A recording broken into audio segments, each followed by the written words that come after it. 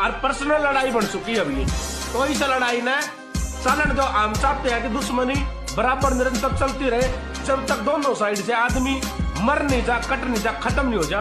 आवेंगे वकील और खाकी वाले लेन पीसी यार के मैं ले जा पिटे ओती दे कहने